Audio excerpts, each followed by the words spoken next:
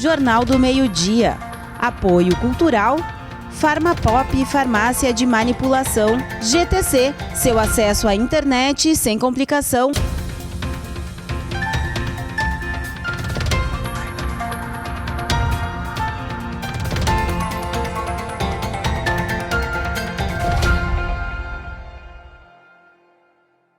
Olá, boa tarde. Hoje é quinta-feira, dia 7 de outubro. Estamos começando o Jornal do Meio-Dia.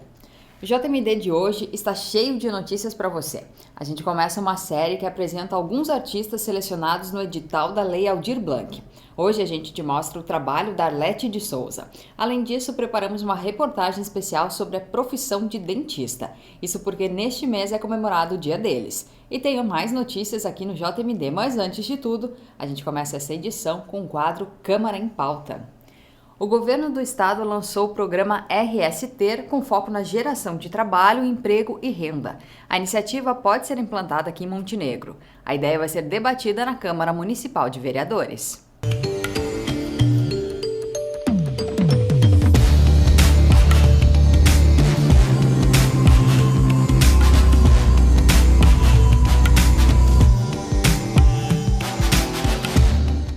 Eu estive em reunião com o secretário do Trabalho, né, em reunião com ele, buscando aí, né, este programa aqui para Montenegro, a intenção de que nós pudéssemos instalar aqui em Montenegro, este programa que RS Ter, que é um programa do governo, né, de poder fomentar dentro dos municípios, né, a geração de empregos, o fomento nas pequenas empresas, né, os pequenos empresários também na área rural também poder ter investimentos, né, aonde esse programa vai estar subsidiando aí, né, recursos com a juros baixos para que as empresas possam poder aumentar aí os seus investimentos, né? Algo muito importante que eu julgo que é o treinamento que vai ser dado para as empresas, né? Para a qualificação das empresas, porque não adianta às vezes só dar um recurso e aí a pessoa não ter aquele apoio para poder realmente desenvolver o seu negócio.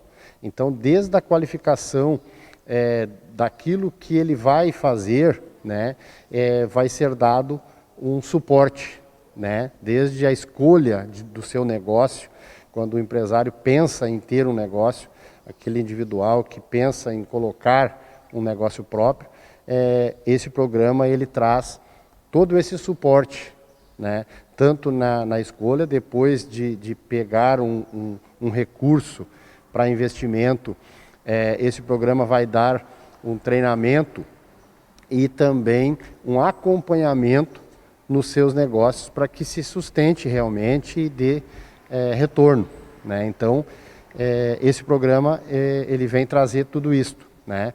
Recursos com valores mais altos para poder dar condições, né, desses empresários poder tocar os seus negócios e poder melhorar aí os seus investimentos. E posterior a isto, né, nós vamos estar fazendo uma reunião aqui onde a gente vai envolver então o executivo junto para a implantação desse programa RS Ter aqui em Montenegro, né? Então, nos próximos dias a gente vai estar marcando a data junto com a ACI também, porque é importante envolver a ACI, Sindiloja e todo esse pessoal junto com os empresários nesse programa, né? Que não vai estar ajudando só as empresas aqui da área urbana, mas também da área rural, né? Então esse programa vem trazer benefícios aí às duas áreas aí, né? Mas é uma boa notícia aí para o desenvolvimento de Montenegro, né? Isso, então até mostrar aqui, ó, é o folder que é do RS Ter, né? E que vem trazer todo essa ajuda aí para os nossos empresários aqui. A gente vem trabalhando isso bastante, né, nessa questão. Nós tivemos na questão do Covid uma preocupação muito grande com essas empresas, pequenos empresários. Já foi feito aqui pela parte da administração, o juro zero lá, né, para aportar essas pessoas, mas é um recurso pequeno. Então esse programa aqui ele vai trazendo um recurso bem maior que esse, para poder então estar apoiando aí os micro, pequenos empresários e também aqueles que estão com a ideia de colocar o seu negócio.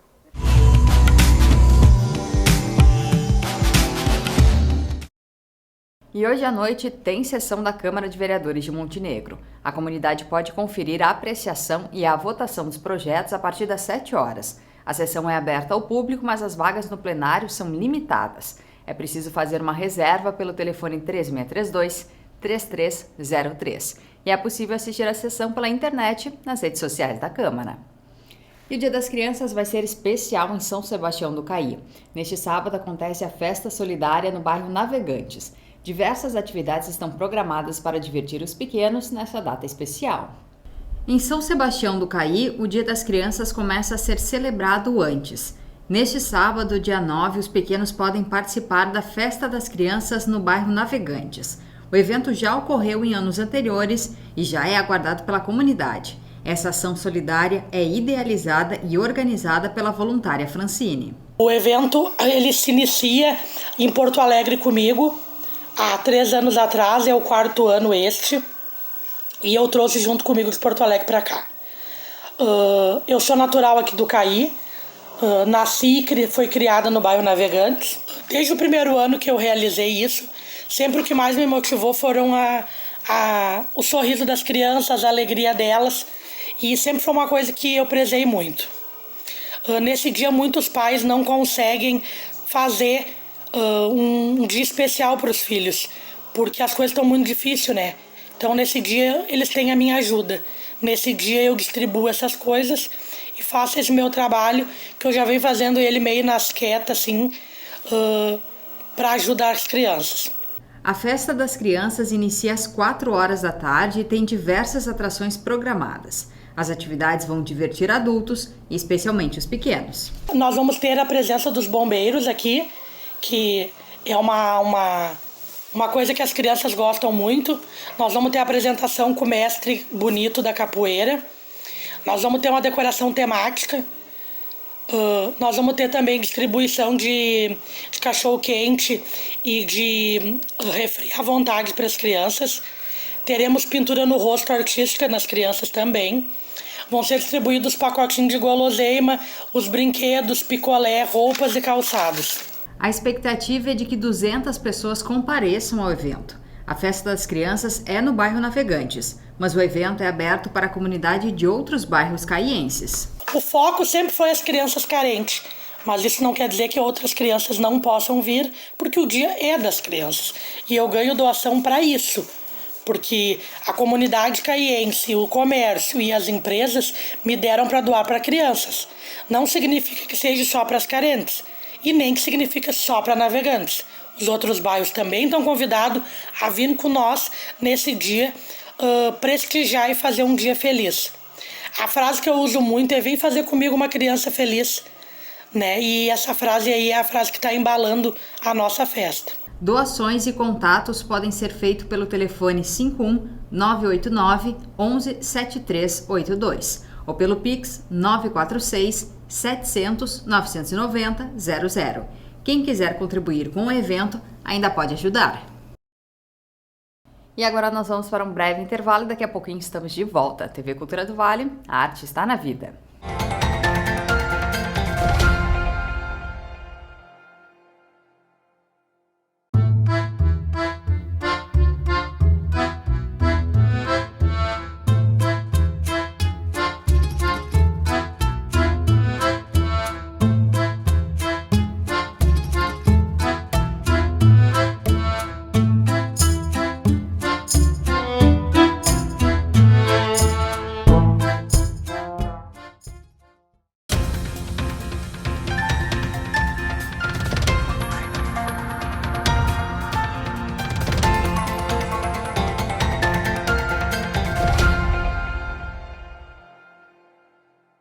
Voltamos com o Jornal do Meio-Dia.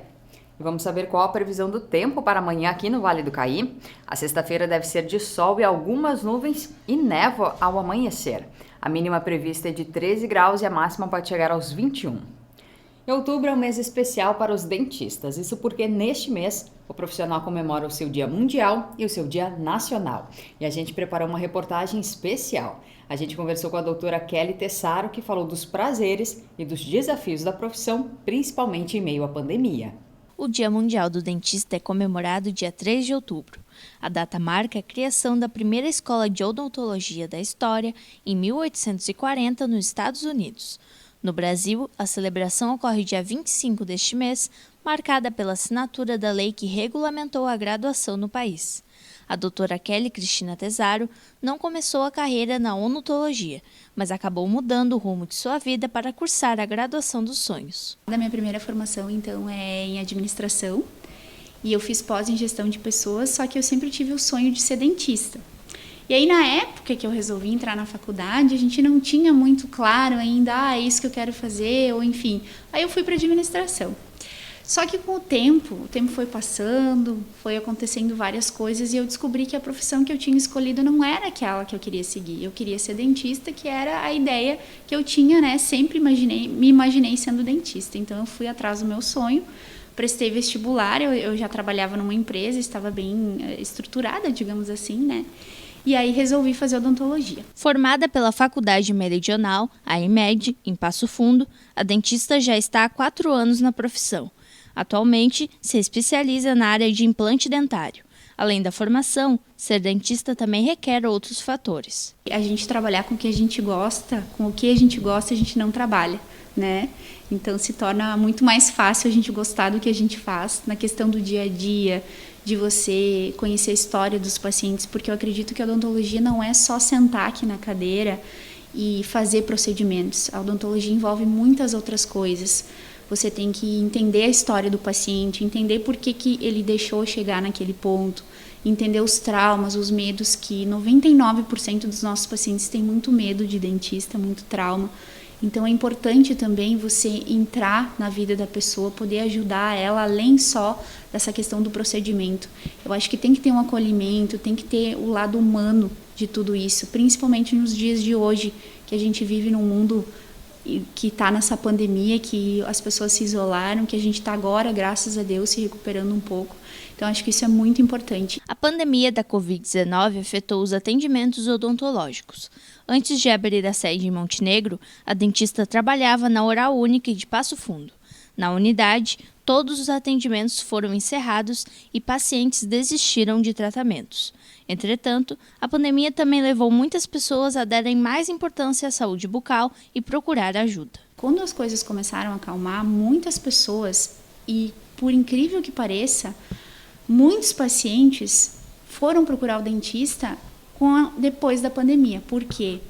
Porque acabaram prestando mais atenção em coisas que talvez na época da correria não prestava tanto, tu entende? E nesse fato de ficar em casa, trabalhar home office, começou a doer os dentes, a desenvolver bruxismo, estresse, e tudo reflete na saúde bucal. As pessoas acham que não, mas reflete. Então a gente teve, principalmente aqui em Montenegro, a gente tem muito paciente que procura a gente, que fala dessa questão que por causa da pandemia ficou estressado, está sentindo dor na articulação, está sentindo dor de dente, apareceu tratamento de canal, essas coisas assim que a gente não imagina, mas que acaba acontecendo em função dessa questão da pandemia, que prejudicou muita gente, né? O que eu oriento? Sempre, cada 6 meses, vira ao dentista, faz um raio-x, faz uma avaliação, a gente vê se tem alguma cárie, a gente vê se precisa fazer limpeza. Aqueles pacientes que estão há muito tempo buscando a questão da reabilitação, que usam aquelas próteses móveis, vem aqui na clínica, faz uma avaliação comigo, a gente vê tudo o que precisa fazer, porque deixar para a última hora sempre acaba complicando um pouco mais a situação. Porque eu sempre digo, quando você pega alguma coisa no início, desde uma doença, alguma coisa assim, a gente consegue resolver mais fácil. A gente tem mais facilidade de conseguir conduzir a situação. Se deixa chegar ao extremo, é pior, tanto em questão financeira como em questão de resolução mesmo. Para quem sonha em seguir na carreira de dentista, Saber lidar com as questões que vão além da saúde bucal é essencial para um trabalho de qualidade. Eu vim de uma outra faculdade, eu vim de uma outra área totalmente diferente. Eu vim das ciências exatas e vim para a ciência da odontologia, da biologia. Cada organismo é diferente um do outro, a gente tem que tratar cada paciente de uma forma única. Só que a odontologia, ela envolve muita coisa, como eu te disse. Para ser dentista, você tem que amar a profissão, porque você tem que ter um cuidado muito grande, porque você está lidando com a saúde de uma pessoa, com a saúde bucal, você está entrando na intimidade da pessoa. Então, você tem que ter esse lado humano, você tem que ter esse lado de abraçar o paciente, de entender os seus medos, as suas necessidades, e é uma profissão que exige muito carinho, muito cuidado e muita paciência. E hoje é um dia especial para o compositor brasileiro. A data foi criada em 1948 pelo cantor e compositor Erivelto Martins, que integrou a União Brasileira dos Compositores. O Dia do Compositor Brasileiro é uma homenagem aos artistas que atuam na criação de músicas. E logo depois do Jornal do Meio-Dia, você assiste o programa Mundo da Arte sobre esse profissional. Nós conversamos com o músico, compositor e professor Josemir Valverde, que nos conta mais sobre o processo de composição e quais são os principais nomes do século XX e XXI. É daqui a pouquinho. E recentemente, alguns artistas montenegrinos foram contemplados no edital de saldo remanescente da Lei Aldir Blanc. Uma das artistas selecionadas é a Lete de Souza. Vamos conhecer um pouco mais do trabalho que ela desenvolveu. A artista plástica Arlete de Souza foi uma das contempladas pelo edital da Prefeitura Municipal de Montenegro, que utilizou o saldo remanescente da Lei Aldir Blanc para premiar artistas locais. Arlete é a presidente da Associação Montenegrina de Artistas e vai realizar uma exposição na Estação da Cultura, junto com outras 2 colegas da área. O projeto ele tem encontro com a nossa exposição que nós vamos fazer em outubro, que é o Pequeno Príncipe. Né? Então a gente já está com quase tudo pronto, vamos fazer as instalações e tal. E depois, e aí tem a rosa, que é, né, o tema. Então pensamos assim, vamos fazer uma rosa, que eu sei fazer, que é uma rosa assim, meio torcida, que dificilmente alguém faz, e eu acho que ela fica muito linda. Então, essa representa o nosso tema da nossa exposição. Cada ano a gente tem um tema, nós tivemos o outro, era Concha de Retalhos, né? E agora o tema vai ser Nós Somos Responsáveis pelo aquilo que cativamos. Essa rosa aqui vai participar da nossa exposição, todas elas, mas essa aqui vai ser a do Pequeno Príncipe, que vai vir o vidro em cima e fazer companhia para ele, porque nós vamos ter um globo, é uma instalação, um globo, e ele vai estar em cima do globo com a raposa e a rosa. Esse Pequeno Príncipe e a raposa vão ser de biscuit, que inclusive tem a nossa colega Andrisa, que faz biscuit. Aí eu pedi para ela fazer o Pequeno Príncipe e a raposa. Então já tem uma 4ª artista junto, né, por tabela, para entrar no nosso trabalho. O edital do Executivo premiou 12 artistas com o objetivo de apoiar a cena local. Arlete já produziu o vídeo que é pedido na contrapartida do chamamento e está na fase de edição. Para ela, é de suma importância ações desse tipo para o cenário artístico. A gente está precisando sempre de um incentivo para que possamos fazer mais coisas, né, em relação à arte. A artista aprendeu a fazer a rosa de pano aos 12 anos, mas já produz arte desde a infância. Cursou pedagogia, mas não atuou. Fez pós-graduação em artes visuais e seguiu a vida sendo artista plástica e guia turística. Desde criança, eu estudei em colégio de freira, né? A gente já tinha alguma, dentro da escola, né? Tinha que fazer arte, então eu fui aprendendo a fazer, fiz cursos, outros cursos, né? E até fiz pós em artes visuais. O ensino está muito difícil, né? E eu me deparei com uma cena que eu não gostei, eu fiquei chocada e fiquei pensando, não é isso que eu quero para mim, sabe? Prefiro ser artista. E para encerrar essa edição, nós reforçamos a importância de manter os protocolos de saúde e higiene. Use máscara de forma correta, passe álcool em gel e mantenha o distanciamento físico. O Jornal do Meio-Dia de hoje fica por aqui. Você confere toda a nossa programação no YouTube e no Facebook. A todos vocês que nos acompanham, uma boa tarde.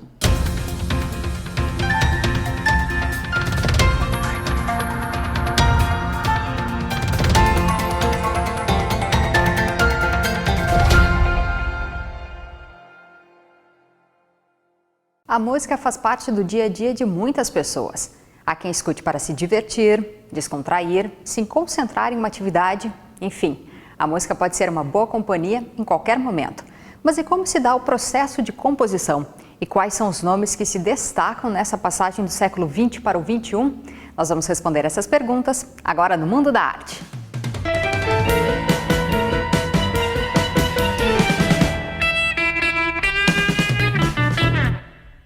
O termo compositor normalmente se refere a alguém que usa um sistema de notação musical, permitindo a execução da canção criada por outros músicos. Portanto, nesse caso, compositor é o músico que atua com a criação artística e publicitária, fazendo do som e do silêncio uma nova composição musical. E há diferentes áreas em que um compositor pode atuar. O compositor ele tem diversas áreas que ele pode estar trabalhando, né?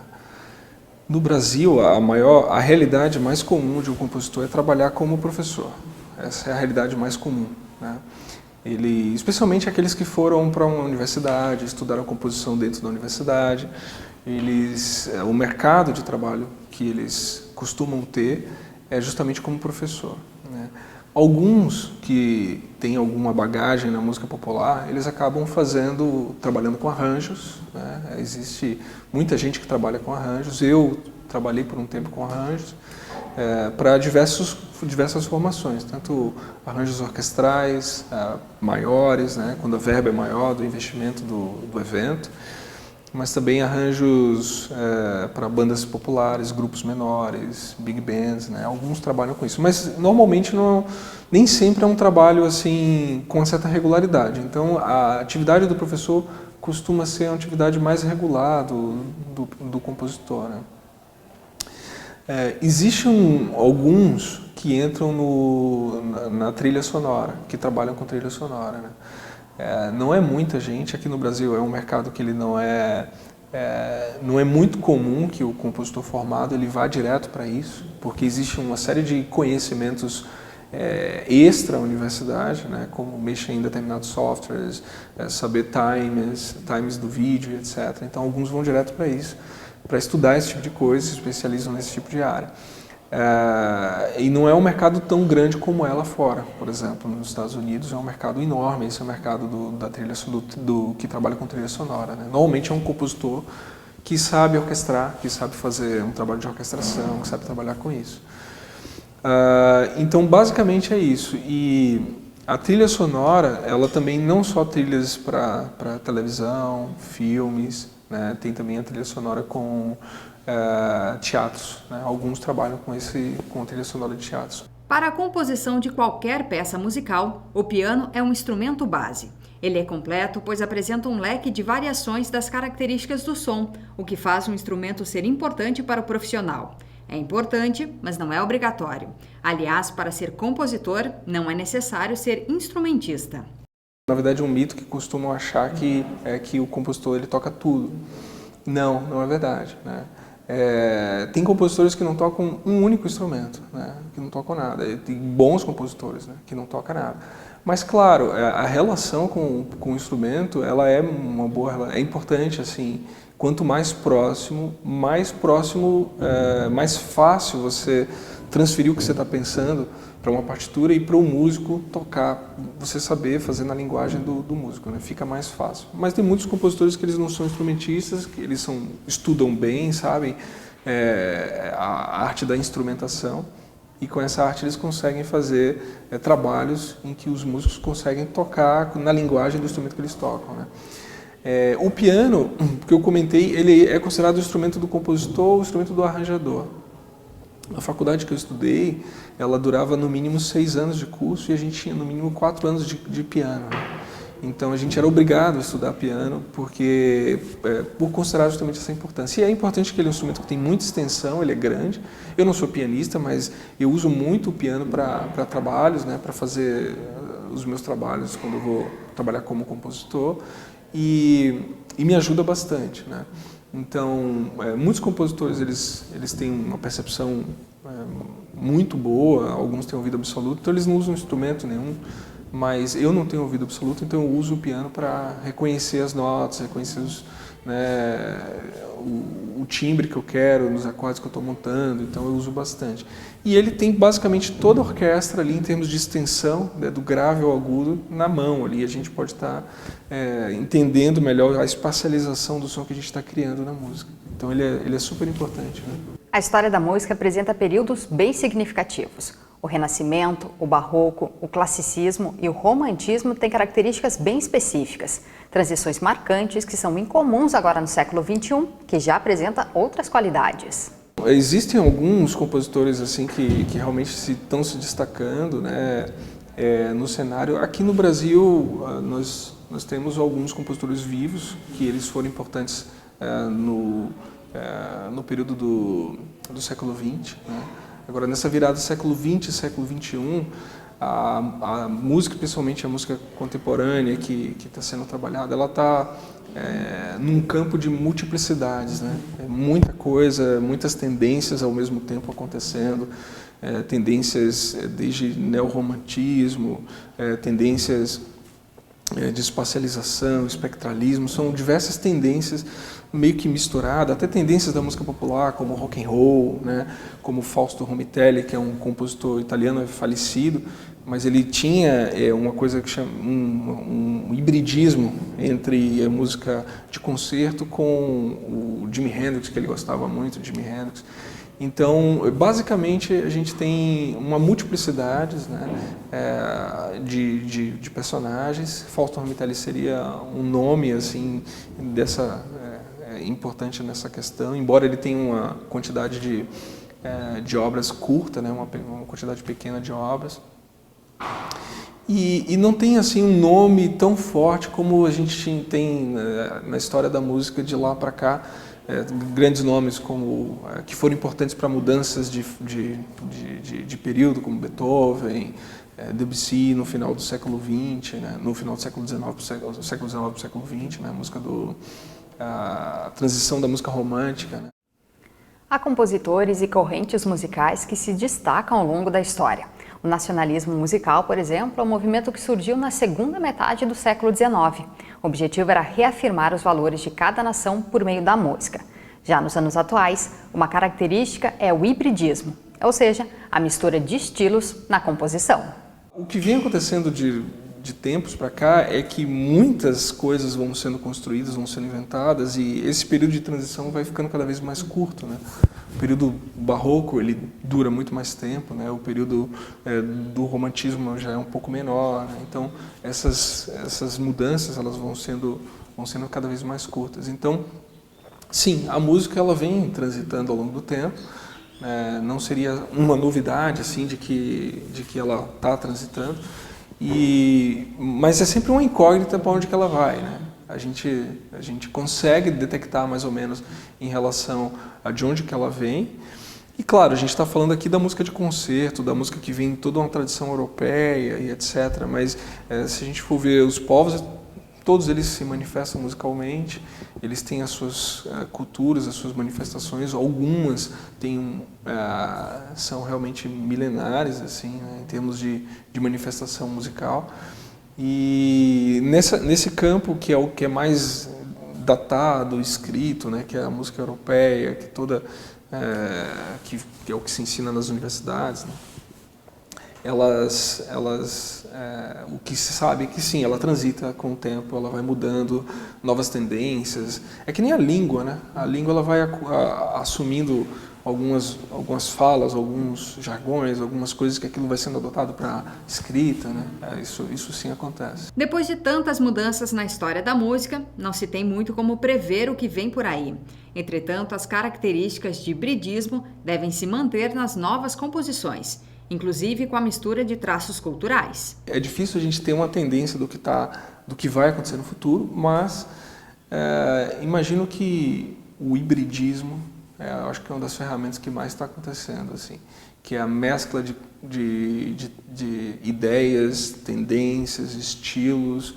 Isso já vem acontecendo desde o meados para final do século XX, né? Então, compositores como Chernitsky, da Rússia, que são compositores que faziam essas mesclas, né? Mas vários outros compositores eles têm seguido essa multiplicidade, né, e ao mesmo tempo esse hibridismo, né. Eu imagino que os recursos individuais, das culturas individuais, eles vão começar a ser, acredito, isso talvez seja uma imaginação, uma crença, eles vão ser cada vez mais usados nas composições não seria um nacionalismo, assim, mas seria mais essa utilização de elementos da cultura própria, como elementos da cultura nacional brasileira, elementos da cultura, sei lá, folclórica de países por aí. Então, como isso está cada vez mais acessível, a gente entra no YouTube, a gente entra na internet, a gente tem acesso fácil à música de diversos povos, né? Então, eu imagino que está cada vez mais fácil misturar tanto instrumentos de outras nacionalidades, como instrumentos chineses, instrumentos indianos, né, em um único trabalho musical que tem ali violoncelo, violinos, piano. Então, está cada vez mais acessível, né?